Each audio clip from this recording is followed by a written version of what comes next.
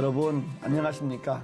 힐링 토크 회복 플러스의 하근수 목사입니다. 안녕하세요. 이지입니다. 목사님, 네. 이 코로나19 팬데믹이 계속 지속이 되면서 마음이 지치고 힘든 상황을 우리가 코로나 블루 이런 얘기를 하잖아요. 예. 정말 코로나 블루. 지긋지긋한 소리.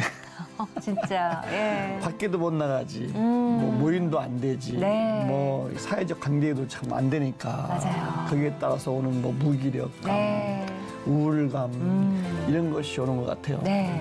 근데 이제는 이게 너무 장기화되다 보니까 코로나 블루로 넘어서요. 레드, 블랙까지 생겨났다고 해요. 근데 레드는 어떤 상황이냐면 감정들이 분노로 표현되는 게 코로나 레드다 얘기를 하고요. 블랙은 그마저도 못하고 완전 암담해지는 상태를 코로나 블랙이다 이렇게 부른다고 그래요. 네. 이럴 때일수록 좀 단순하게 네. 어려우면은 찬송가를 막 힘차게 불러보고 아멘. 기도도 막 통성기도 네. 하고 예. 저 힘들면은 전문가를 좀 만나서 상담도 그렇죠. 받아보고 네. 이렇게 이겨나가야죠. 그래서 저희가 오늘 이 시간에는 그 네. 귀한 전문가 한 분을 네. 스튜디오에 모셔봤습니다. 이분과 함께하게 됩니다. 네. 호남신학대학교 명예교수이시지요. 김진영 목사님 모시고 이야기 나눠보겠습니다. 어서 오십시오. 어서 오세요. 반갑습니다. 안녕하세요. 반갑습니다. 환영합니다. 환영합니다. 미국 유학 후 목회 상담학 전문가가 된 김진영 목사.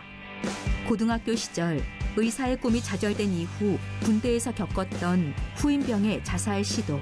그 이후 삶이 180도 바뀌며 목회 상담과 심리 치료를 배우게 되는데 미국의 유학 생활과 한인교회 목사로서 11년을 지내며 한국에 돌아와 목회 상담학으로 많은 영혼을 치유한 김진영 목사의 삶. 무가치했던 인생을 돌이켜 가치 있는 삶을 살아가게 된 김진영 목사의 회복 스토리 지금 바로 공개합니다. 의사가 되고 싶었어요. 원래? 신체 검사를 했는데 정록 색약이 나오는 거예요. 친구를 좀 잘 돌봐줘야지. 근데 그만 총을 장전을 해서 자살을 해버린 거예요. 머릿속에 떠오르는 공상 같은 것들도 가끔 적어볼 필요가 있다. 도저히 누구에게도 할 수 없었던 얘기를 털어놓도록 분위기를 만들어줘야 돼요. 네. 상담의 기분은 들어주는 게 맞습니다. 그럼요. 경청입니다. 네.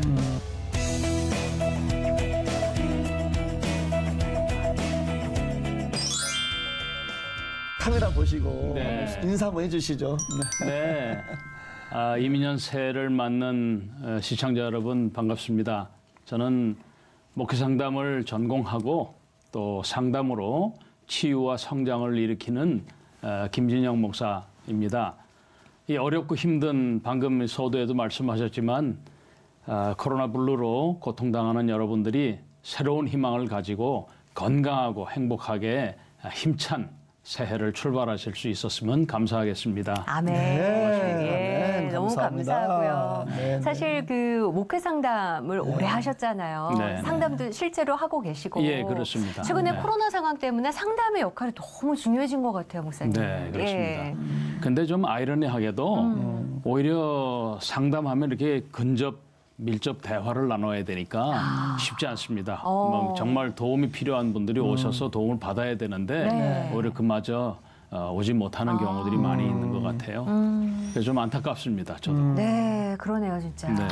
이렇게 보면은 저분은 조금 일찍 상담했더라면 아쉬움이 있는 분들 있잖아요. 네, 그렇습니다. 네. 이런 길을 통해서 좀 해주고 싶은 말씀, 어떤 말씀 해주고 싶으세요? 사실은 그 가족들이, 부모님들이 네. 가까이서 지켜보는 사람들이 어떤 이상한 행동이나 네. 감정 상태 또 잠을 잘 못 잔다든지 네. 밥을 못 먹는다든지 좀 우울한 기분에 늘 젖어 있다든지 이런 것들을 좀 보고 도움을 요청해야 되는데 주변에서 보고. 네, 그거를 이제 제일 가까운 부모님들, 그다음에 이제 학교 같으면 네, 담임 선생님이나 가까이 있는 친구들이 이제 그래야 되는데 그래서 저는 제가 하는 사역 중에 중요한 것 하나는 이제 목사님들이라도 교회 공동체를 잘 이끌어 가시니까 그런 것들을 좀 미리 네. 알아내셔서 도움을 받도록 전문가들과 이렇게 연결시켜 주는 게 참 좋다고 생각합니다. 네. 근데 그 타이밍을 아는 게 참 쉽지가 않은 것 같아요. 그렇습니다. 그렇죠? 그렇습니다. 예. 근데 이제 워낙 뭐 학교에서 그리고 교회에서 상담을 가르치시고 하시다 보니까 일반 상담하고 우리가 그냥 일반인들 알기에 일반 상담하고 목회 상담하고 어떻게 다른 걸까 잘 감이 안 오거든요. 기본적으로는 심리학이나 정신의학 같은 것들이 이제 배경이 되어서 하는 거는 일반 상담이나 목회 상담은 저는 일치한다고 봅니다. 네. 비슷하고 같이 하고 그리고 이제 대체적으로 상담이라는 게 이제 기본은 경청이거든요. 그래요. 제가 하는 얘기를 시청자 여러분들과 우리 진행자 MC 두 분이 이제 잘 들어주시는 것과 같이 이제 그 기본인 건데 이제 목회 상담은 단순히 이제 심리학적인 접근도 중요하지만 사실은 2000년 교회 역사 속에 이제 교인들을 돌보는 그 목회 돌봄, 영혼 돌봄이라는 이름으로 계속 해왔던 것들이에요. 이제 그것과 현대 심리학적인 접근, 정신의학적인 접근이 잘 이렇게 접목이 되어서 오늘날 목회 상담이라는 혹은 기독교 상담이라는 하나의 장르가 형성이 되었다고 볼 수가 있겠습니다. 목사님, 이제 목사님으로서 또 상담 분야 전문가가 되셨는데 예. 원래부터 좀 어떻게 관심이 좀 있으셨나요? 이런 쪽으로? 글쎄요. 뭐 대학 때 이 교양 심리학을 할 때 참 재밌더라고요. 뭐 프로이트라든지 융이라든지 일반 심리학의 이론들이 좀 퍽 재미가 있었어요. 근데 이제 그런 관심보다도 저 자신의 개인적인 문제들을 이렇게 부딪히다 보니까 아마 이 길로 자연스럽게 또 하나님의 인도하심으로 접어든 것이 아닌가 싶습니다. 본인의 문제를 고민하다 보니까. 그렇죠. 뭐 좀 한두 가지 뭐 기억나는 거. 아주 어린 시절에 저는 고등학교 2학년 때 제가 그 의사가 되고 싶었어요. 원래 꿈은 의사셨어요? 그러니까 그거는 이제 제가 꼬마 때 막 무리해서 하면 막 편도선염이 걸려가지고 열이 40도 치솟으면 꼭 죽을 것 같더라고요. 그런데 병원에 그때는 이제 왕진이 있었어요. 이런 검은 맞아요. 가방. 왕진 가방을 들고 오셔가지고 이만한 주사를 저에 놓고 이제 열을 재고 약을 주시고 그러면 푹 자고 나면 개운해지는 거예요. 마치 마법처럼. 그래서 제가 그 의사 선생님 참 고맙다 이런 생각으로 저도 이 병들고 지친 사람들에게 좀 그런 역할을 해내고 싶었던 꿈이 있었어요. 근데 그것이 좌절이 되었죠. 그러셨어요? 제가 이제 그건 진학 지도를 제가 좀 잘 받았어야 된 못 받은 제 책임도 있지만 신체 검사를 했는데 정록 색약이 나오는 거예요. 그러니까 왜 책들 보고 숫자 얘기하는 좀 못 보는 거예요. 옆에 있는 친구 녀석들이 야 그거 안 보여? 16이잖아 16. 근데 저는 안 보이는 거예요. 그게 의사가 되는 길을 가로막을 줄은 전혀 몰랐어요. 안 되는가 보죠, 그러면? 네, 그게 이제 뭐 나중에 알게 됐는데 미국 같은 데나 서구에서는 색약이 뭐 의사가 못 되는 건 아닌가 봐요. 근데 이제 우리나라는 그 당시에 이제 학제가 지금도 그렇습니다. 그래서 색약이 되면 이제 아주 정밀하고 세심한 그 비색 감정을 할 때 색깔을 비교할 때 안 된다는 거예요. 근데 저는 그게 이해가 안 가는 거예요. 예를 들어서 난 교통신호등도 다 보이고 저거 빨간 옷이고 저거 초록색인데 그걸 왜 그러냐. 내가 뭐가 부족하냐. 내가 바보냐 병신이냐. 뭐 이러면서 막 분노했죠. 이제 고등학교 3학년 때 아주 그 충격이었습니다. 그래서 의사의 꿈을 키우다가 정록색약 때문에 의사가 될 수 없다.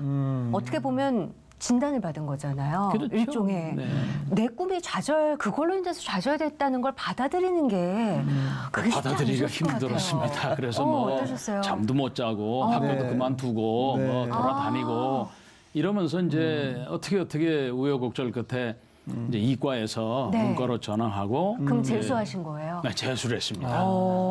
재수도 하고 싶어서 한 건 아니고 저희 친구들이 야 같이 대학 가자야. 그래가지고 학원에 등록도 하고 이렇게 이제 친구들하고 어울려서 친구 덕분에 강남 갔죠. 그래서 이제 대학에 들어갔는데 이제 영문학을 했어요. 아까 그 심리학 공부하고 하던 중에. 근데 그러던 중에 제가 그 전공에 대한 회의가 늘 있었어요. 의사가 꿈이었는데 문학을 해서 뭘 하나. 근데 그런 가운데 이제 어떻게 하다가 저희 어머니가 다니시는 교회를 제가 나가게 됐어요.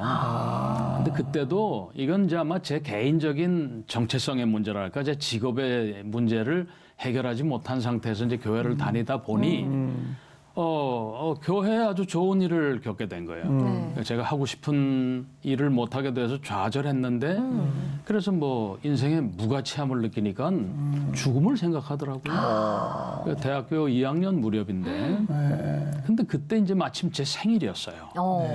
근데 오후 늦게 목사님과 교인들이 한 대여섯 분이 우리 집을 찾아오셔서 신방 예배를 드리시고 저를 위해서 예배 마친 다음에 조그마한 케이크를 놓고 촛불을 켜서 제 생일을 축하해 주는 거예요. 그래서 저는 그게 내 인생이 살만한 가치가 있는가 보다 하고 한 10,000원쯤 될까요?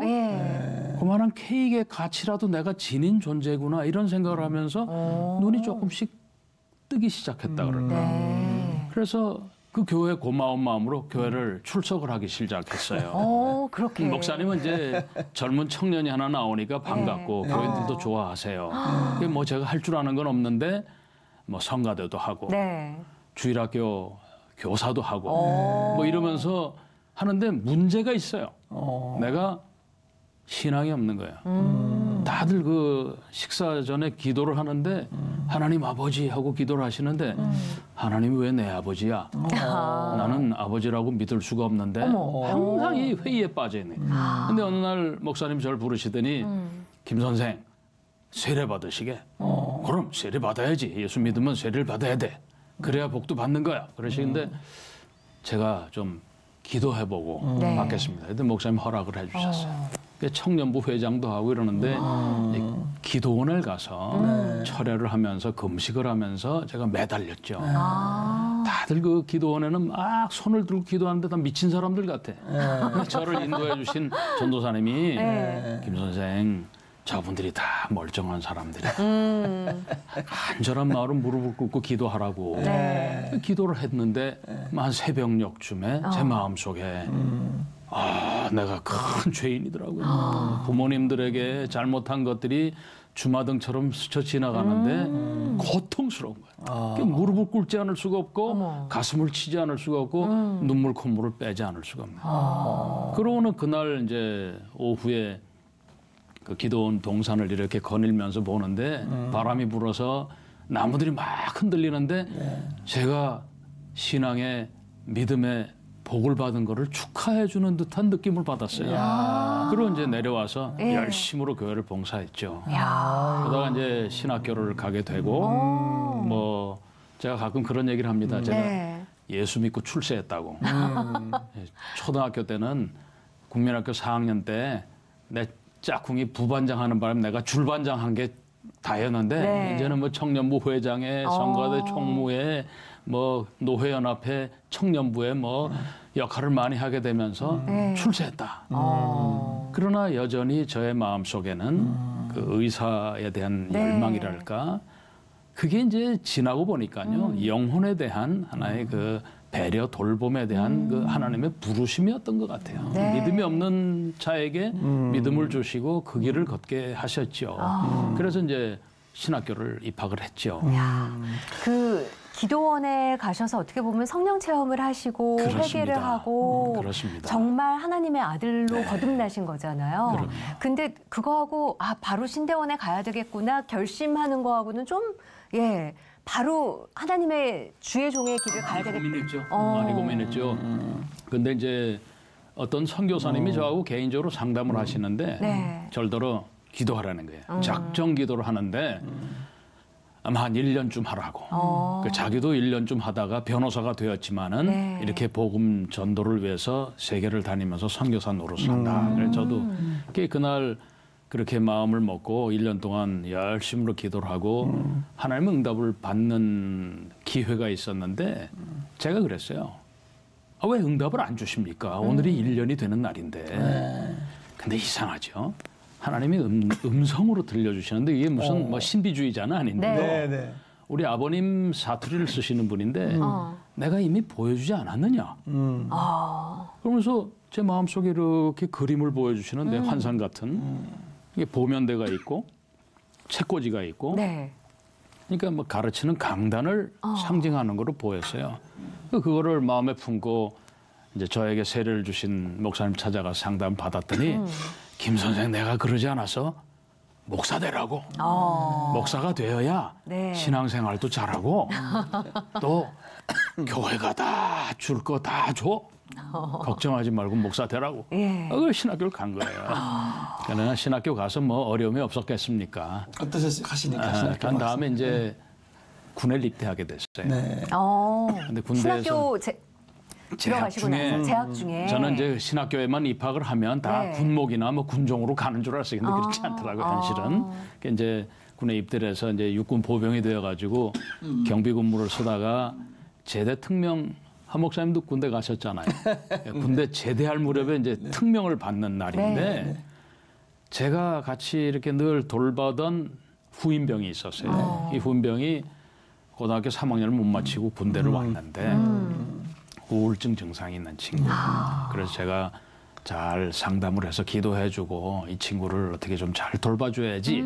그리고 데리고 올라가서 대공초에서 근무를 쓰는데 네. 이제 저는 화장실에 잠깐 보러 가고 이 친구는 올라가는데 그만 거기서 M16 총을 장전을 해서 자살을 해버린 거예요. 저는 그게 굉장히 충격이었어요. 너무 한 크셨겠는데요. 서너 시간 동안을 그 친구를 시신을 옆에 두고 저는 이제 제 옷을 다 벗겨가더라고요. 저 소위 그 수사를 위해서. 네. 그리고 제 옷을 갈아입고 그 시신 옆에서 근무를 쓰는데 참 큰일이에요. 내 마음속에 이 영혼을 내가 못 지켰다는 죄책감. 그다음에 내가 아주 아끼던 후임병인데 싸늘한 시신이 되어 있는 게 마음이 있는 거예요. 그때 제가 마음속에 이런 마음을 품은 것 같아요. 나에게 가까이 오고 나의 도움을 받는 자에게 내가 그 생명을 지키는 자가 되어야 될 텐데 내가 못 지켰습니다. 하나님. 기도하고 이 친구를 위해서 상담도 해줬는데 내가 특별한 무슨 교육을 받아야 됩니까? 그런 제대를 하고 이제 신학교에 복학을 해서 이제 유학의 길을 떠나게 되고 아마 제가 목회 상담 이런 어떤 정신적인 질환의 문제를 앓는 사람들을 돕게 된 중요한 계기는 아마 그 제 후임병의 자살로 인한 거라고 생각합니다. 그럼 그 사건을 통해서 상담 분야를 공부해야 되겠다. 그땐 좀 막연하지만 이런 일을 해야 되겠다. 근데 그게 이제 목회 상담이니 목회 돌봄인 이런 전공의 개념은 없었고요.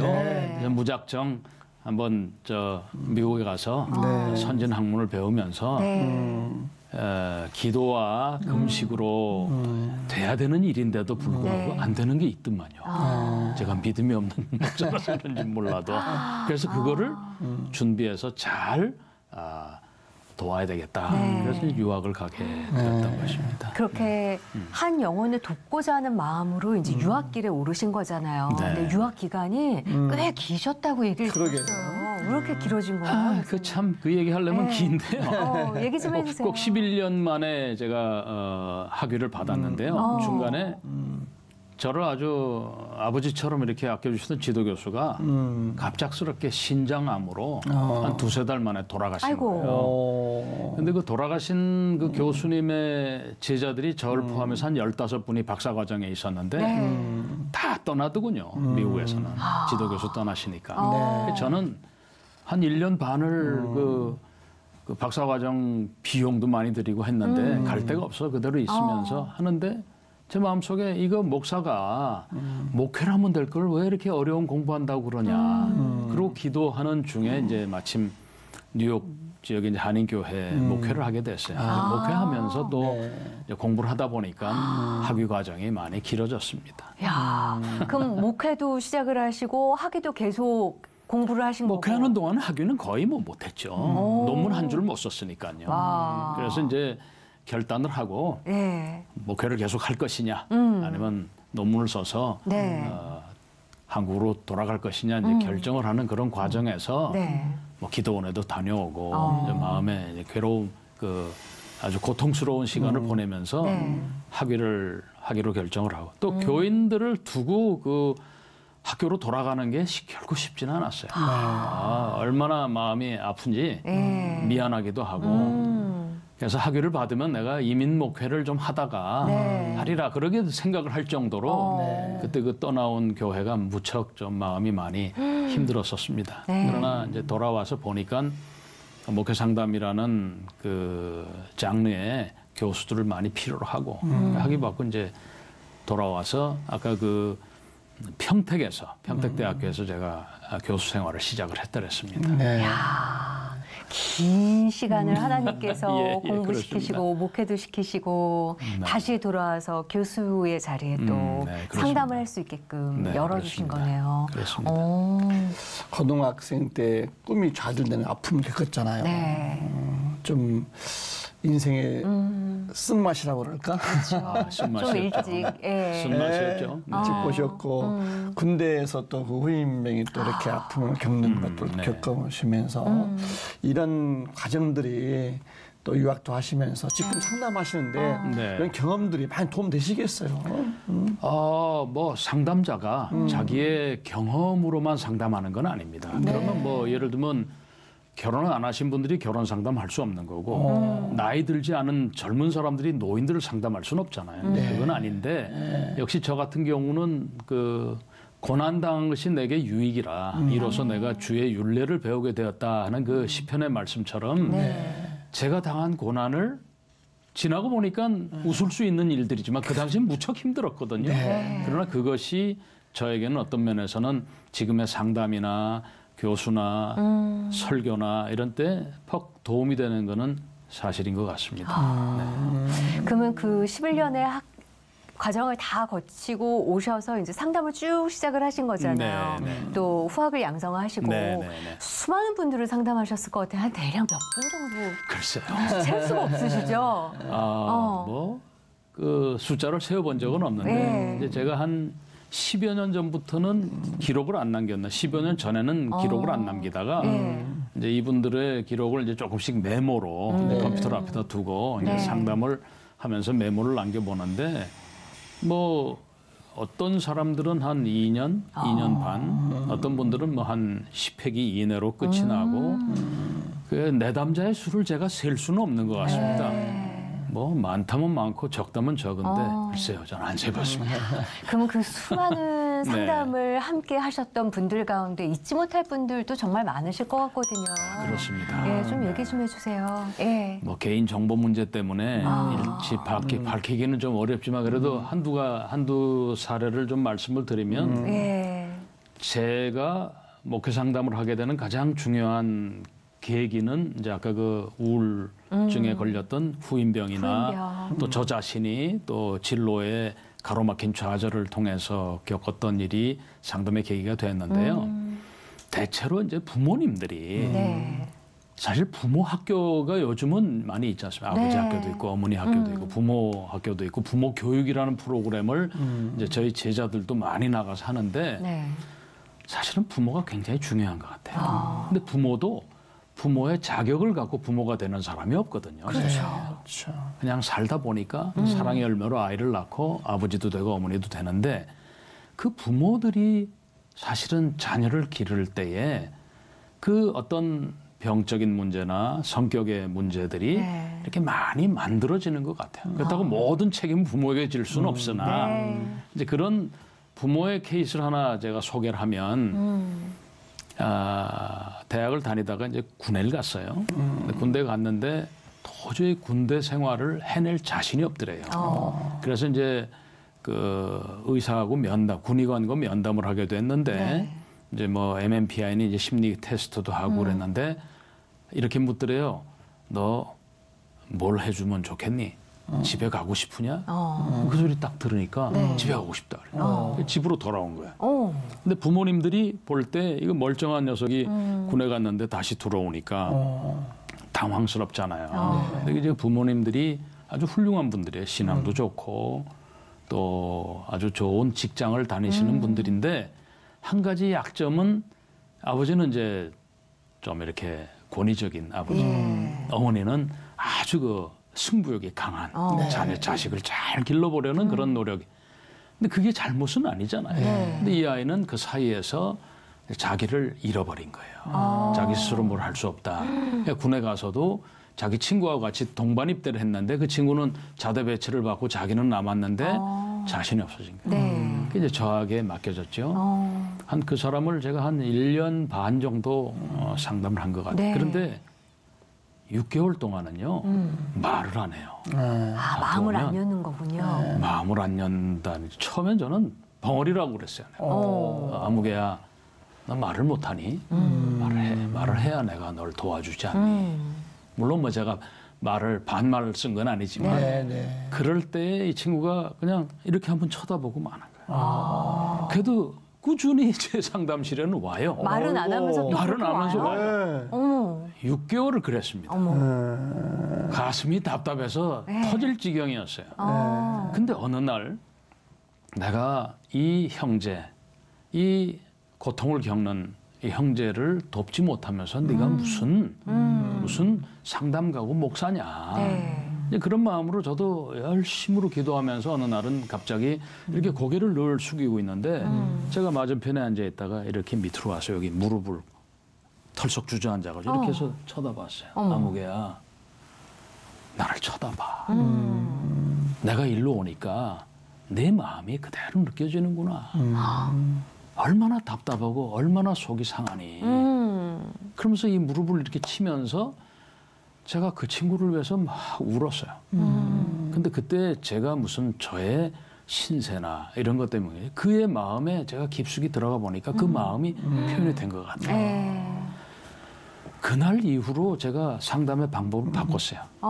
상담소에서 하질 않고 바로 앞에 이제 좋은 공원이 있는데 공원으로 데려가요. 아주 추운 날이었지만 옷을 잘 입고 손을 잡고 공원을 거닐면서 이런저런 얘기도 하고 그러고 그 공원에서 커피도 한 잔 마시고 그러고 올라와서 헤어지고 이런 식으로 여러 차례 하다 보니까 마음의 문을 여는 거예요. 근데 실은 이 사람은 좀 거의 우울증으로부터 시작해서 조현병 증세까지 있어요. 정신분열증. 그래서 막 그 음성도 듣고 막 고통스러운 일들을 많이 겪을 때 그래서 제가 감당할 수 없어서 이제 정신과 의사하고 협진도 하고 약물을 치료를 하면서 이제 그렇게 돌봤는데 그런 어려운 상황에 이제 부모님들을 불렀습니다. 이 친구의 이런 문제들은 제가 볼 때는 아버지하고 깊은 대화를 많이 나누십시오.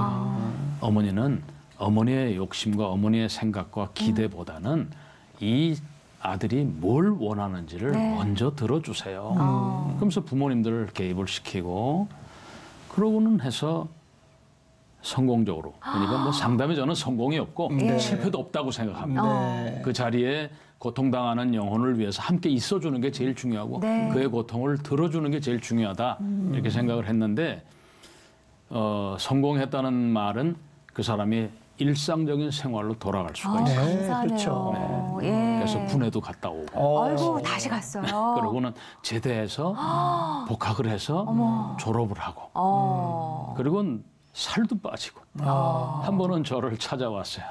그래서 음료수를 한 박스를 가지고 와서 목사님 제가 이렇게 건강해졌습니다. 그래서 웃는데 제가 참 감동적이었어요. 그 웃음을 잊지 못하실 것 같아요. 그렇죠. 그리고 그 웃음과 제가 그 친구의 이 무릎팍 밑에 털퍽 주저앉아서 그 친구를 붙잡고 울었던 기억이 잊을 수가 없습니다. 지금도 잘 생활할 거라고 믿고 있는데 더 연락이 없는 거 보니까 잘하고 있다고 생각합니다. 아름다운 회복인데요. 아마 그런 상처와 아픔이 행복해지지 않아서 오는 결과 같아요, 목사님. 우리가 행복하기를 참 열심히 노력하지만 왜 이렇게 행복이 어려울까요? 제가 저 책에도 그런데 사실 우리 기독교인들이요 행복에 대해서 그렇게 관심을 가지지 않는 것 같습니다. 근데 여러 해 전에 우리 목회상담 학회에서 주제를 행복에 대한 주제를 한번 파헤친 적이 있었어요. 그때 저도 이제 뭘 하나 발표를 했는데 이제 긍정 심리학자, 포지티브 사이콜로지스트들 이런 분들은 이제 보통 그 심리학자들이 마이너스 방향에 있는 사람들을 0이나 1 정도로 올리는 게 목적이다. 근데 0이나 마이너스에 있는 사람들을 플러스 5, 플러스 10까지 올리는 게 목적이다. 긍정 심리학자들이 그래요. 근데 이제 그것은 조금 제가 보면 그분들은 무시하는 건 아닌데 대단한 학자들인데 마틴 셀리그만이라든지 뭐 칙센트 미하이라든지 여러분들 아마 읽어보신 책들이 있을 거예요. 그런데 그분들의 그 행복의 메시지가 저한테는 잘 와닿질 않아요. 그렇다고 제가 행복하지 않은 건 아닙니다. 저는 저 자신에 대한 소중한 가치를 깨닫고 아까 그 10,000원의 케이크를 통해서 내가 살 가치가 있다. 그 작은 건데. 근데 그런 것처럼 제가 나름대로 그 느꼈던 감각은 결국 자기를 아는 것이 행복의 출발이 아니겠느냐. 자기를 아는 게. 근데 이제 저는 그 정신분석학자 중에서도 프로이트도 좋아했지만 에릭 에릭슨이라는 분이 계세요. 그분은 이제 이민자로 그 독일 프랑크푸르트에서 이제 넘어가서 미국으로 가서 했는데 그분도 유태계의 그 씨를 가지고 있었기 때문에 이제 나치의 박해를 피해서 이제 망명을 한 셈이죠, 미국으로. 근데 그분이 어린아이들을 참 사랑하는 심리학자였어요. 정신분. 그래서 그 하버드에 있는 케임브리지에서는 최초의 아동 정신분석가로 알려진 분인데 이제 그분은 평생에 자기의 학문의 골이 자기를 아는 거예요. 자기 정체성. 그러니까 아이덴티티라는 말 많이 들어보셨죠? 근데 그 아이덴티티라는 말을 우리말로 번역하기를 뭐 자기 정체성인데 그 뜻이 뭘까? 어떤 노인 목사님인데 우리 교단의 어른이신데 이분이 아주 쉽게 그 말을 쓰시는 거예요. 하나는 제 구실 찾기. 네가 인생으로 살았으면 네가 해야 할 구실을 알아야 되는 거 아니냐. 네 본분을 알아. 네 분수를 알아라. 그다음에 제 자리 지켜라. 그러면서 그분들은 교회에 나오시는 아주 그 무이탁 노인들 그리고 이제 노숙자들 이런 분들을 한 400명을 사역하시는 어른이셨는데 그분들 앞에다 놓고 막 그 말씀하신 그래서 저거다. 그래서 저는 우리 기독교인들이 자기가 있을 자리와 자기 분수와 자기의 역할을 알면 거기서부터 행복이 시작이 되지 않느냐 그렇게 생각합니다. 단순한 진리인데. 글쎄요. 근데 뭐 제가 충분히 시청자들께 도움이 될지 모르겠습니다만 저는 그렇게 생각을 했습니다. 그 자기의 자리를 알고 자기의 분수를 지키고 본분을 지키는 그 비결을 알려주셨잖아요. 그 비결을 알기 위해서 실천할 수 있는 방법은 혹시 없을까요? 뭐 한두 가지 뭐. 전문가시니까. 저는 요즘은 제가 그 꿈을 꾸면 내 꿈이 나에게 던지는 메시지가 있다고 생각을 합니다. 어젯밤은 이제 오늘이 저희 어머니 기일인데요. 그러세요. 저희 아버님이 오래간만에 꿈에 출연을 하셨어요. 그러면서 내가 하는 일이 즐겁고 행복하냐 그런 물음을 가신 걸 하는데 그런 식으로 꿈도 그저 이렇게 가볍게 볼 게 아니고 무시하지 말고 그다음에 이제 저는 또 가끔 백일몽이라 그래서 머릿속에 떠오르는 공상 같은 것들도 가끔 적어볼 필요가 있다. 거기에는 이제 자기가 평소에 늘 하던 거 말고 하지 않던 것들 가운데서도 내가 정말 내 내면의 깊숙한 곳에서 바람이 있고 원하는 바가 있고 드러나서 나에게 알려주려는 메시지가 있다라고 보는 것이죠. 그래서 그게 무슨 행복의 비결이 되겠느냐 저는 그렇게 생각은 하지 않습니다. 그러나 자기를 알기 위해서 좀 잘 모르는 부분까지도 자기를 이렇게 알아가는 게 필요하지 않겠는가 저는 그렇게 생각합니다. 제 주변도 보면 이제 상담을 받아보셨던 분들이 하는 이야기가 상담을 해가는 과정에서 나를 돌아보고 나를 인정하고 그 아픔을 감춰놨던 걸 끄집어내는 과정이 너무 힘들다는 얘기들을 너무 많이들 하세요. 네, 그렇습니다. 그래서 그 끄집어내는 과정에서 다시 묻어두고 상담을 안 가시는 분도 저는 많이 뵀거든요. 네, 맞습니다. 좀 말씀 좀 해주세요. 저는 우리 목회상담 교수들끼리 모여서 하는 얘기가 있습니다. 내담자가 와서 복장이 그렇고 인사도 잘 안 하고 들어와서 그냥 좀 허투르게 얘기하고 그다음에 뭐 이런 행동들을 하는 사람들을 비난하지 마라. 어떤 모양으로든지 내가 상담하는 상담자로 상담자 되게 만들고 그 자리에 앉아있는 사람이야말로 용기가 있는 사람이다. 자기의 문제를 털어놓기 위해서. 앉아있는 것만으로. 그래서 그 용기를 칭찬해주고 환영해주라. 지금 두 분 MC께서 제가 제 얘기를 마음껏 하도록 이렇게 들어주시잖아요. 그런데 상담자가 그런 일을 해야 됩니다. 오신 분이 마음껏 얘기하고 자기의 불만과 아픔과 슬픔과 도저히 누구에게도 할 수 없었던 얘기를 털어놓도록 분위기를 만들어줘야 되는 제 이 자리를 여러분이 만들어주신 것처럼 그 만들어주는 게 한 가지죠. 환대해주는 거예요. 네. 잘 오셨다. 칭찬해주고. 그 용기가 가상하다. 근데 이제 가끔 저한테 그런 고백을 하세요. 이 얘기는 하나님 앞에서도 안 한 것 같아요. 그러면 제가 그걸 이상하게 느끼지 않습니다. 내가 뭐 대단한 상담자고 학자라서 그렇다? 저는 그렇게 생각하지 않습니다. 그만큼 우리들이 진실로 하나님 앞에 나의 모습을 다 드러내느냐 못할 때가 있다는 거죠. 그러니까 그거를 할 수 있도록 정말 자리를 펴주는 그런 역할을 상당하고 또 우리 말씀하신 대로 그 얘기 있어요. 제가 더 이상 저를 못 내놓겠어요. 교수님 저 이제 그만할래요. 그렇게 하는 거예요. 그럼 어떡하겠습니까? 그냥 그럼 다음에 용기를 내서 또 오라고. 내가 언제든지 문을 열어놓겠다. 그런 분들도 있습니다. 시간이 좀 걸리는군요. 시간이 걸릴 수 있습니다. 예.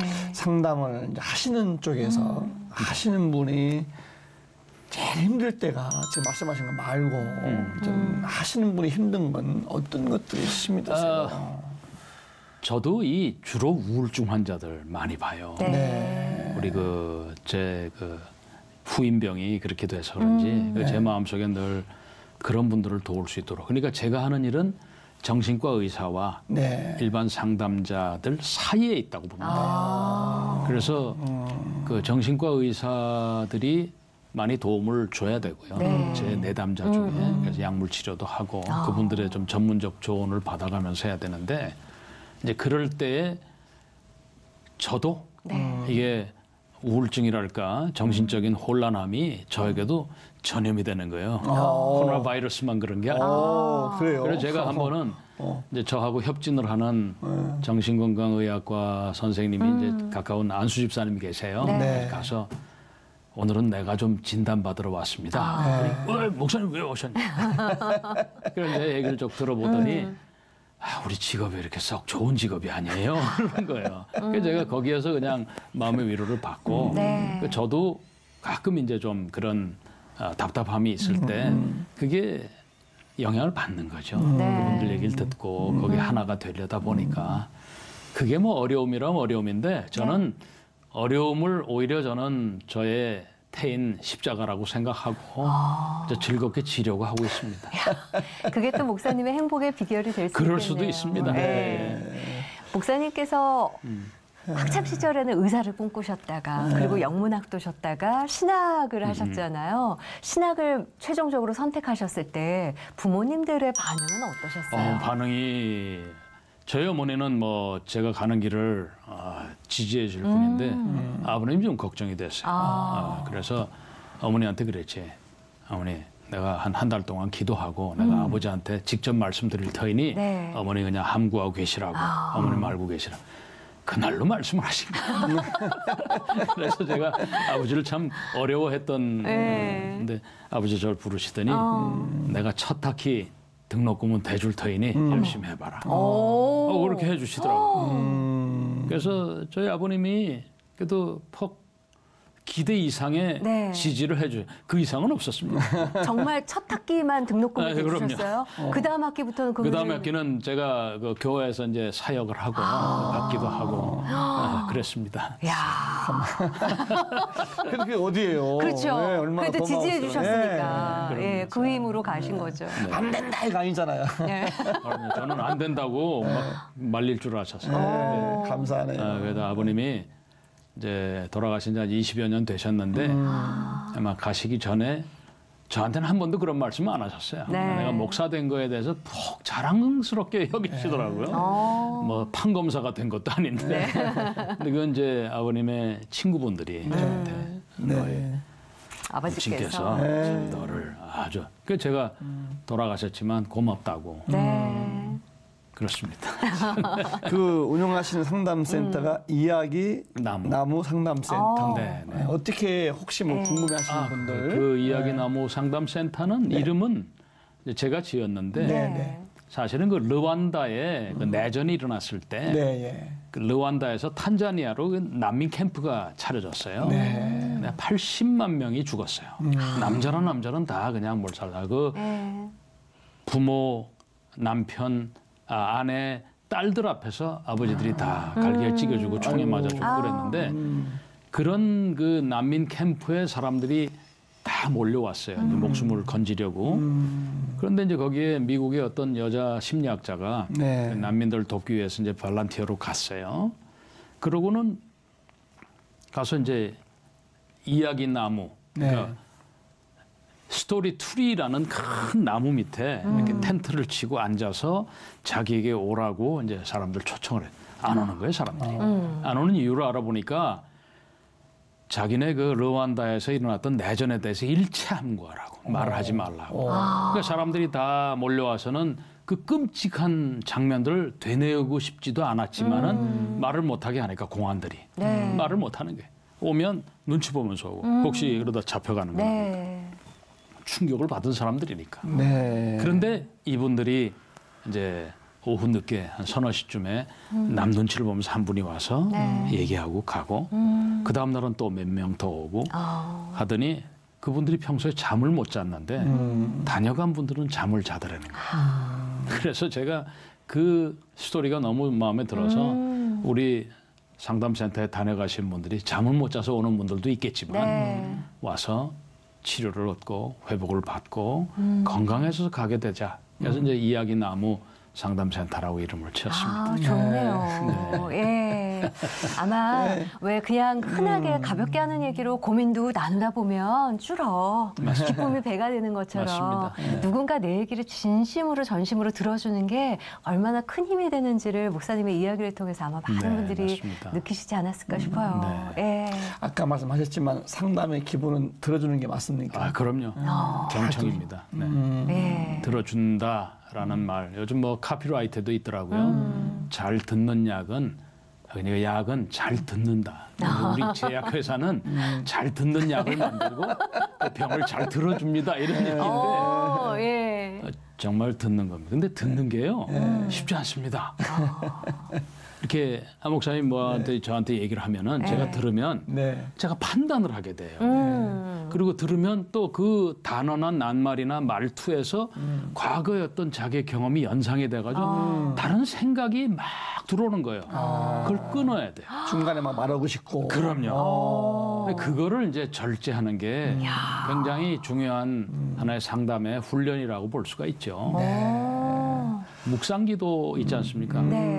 그런 것도 들어오는 잡념들을 이렇게 떨쳐내는 게 굉장히 큰 어려움이라고 그러잖아요. 상담도 마찬가지입니다. 그렇군요. 너무 귀한 거 배웠고요. 이걸 말씀을요. 오늘 이야기 나무 상담센터를 통해서 앞으로 많은 분들 회복이 되고 건강과 또 행복이 회복됐으면 참 좋겠다는 바람이 있고요. 감사합니다. 뭐 기도 제목이나 앞으로 계획 같은 게 있으면 좀 소개해 주시죠. 은퇴를 하고 나니까요. 전에는 너무 많이 상담자가 오니까 제가 부담이 됐는데 가르치면서. 근데 요즘은 또 코로나 2년 동안 코로나 시대에 오히려 와서 도움 받을 분들이 잘 못 오시더라고요. 그래서 이제 줌으로도 하고 그러니까 영상으로 그렇게도 하고 하는데 많이 좀 위축이 된 것 같아요. 다 집에만 있고 또 활동을 못 하니까 이제 그런 것들을 속히 돼서 제가 이제 이렇게 인터넷으로나 이렇게 좀 글도 써서 보내기도 하고 그러는데 그런 것들이 속히 회복이 되면서 정말 도움이 필요한 분들이 저희 센터를 통해서 도움을 받았으면 하는 간절한 바람이 있습니다. 기도의 제목이기도 하고요. 마음이 어렵고 힘든 분들의 이야기 많이 들어주셨으면 좋겠고요. 건강하셨으면 좋겠습니다. 감사합니다. 오늘 나오셔서 감사합니다. 네, 고맙습니다. 우리 김진영 목사님 대화하면서 제 마음이 따뜻해지네요. 행복해지고 참 전문가시고 여러분들 아무리 어려운 상황도 얼마든지 바뀔 수가 있다. 좀 힘을 냈으면 참 좋겠네요. 우리가 하는 얘기로 이 또한 지나가리라. 그 말씀의 위력을 알잖아요. 우리의 소망을 하시는 하나님이 이 모든 상황을 주관하고 알고 계시다는 그 믿음으로 조금만 더 버텨내시고 조금만 더 같이 힘내셨으면 좋겠습니다. 아멘. 오늘도 주님 말씀으로 평안한 하루 보내시고요. 함께해 주셔서 고맙습니다. 감사합니다.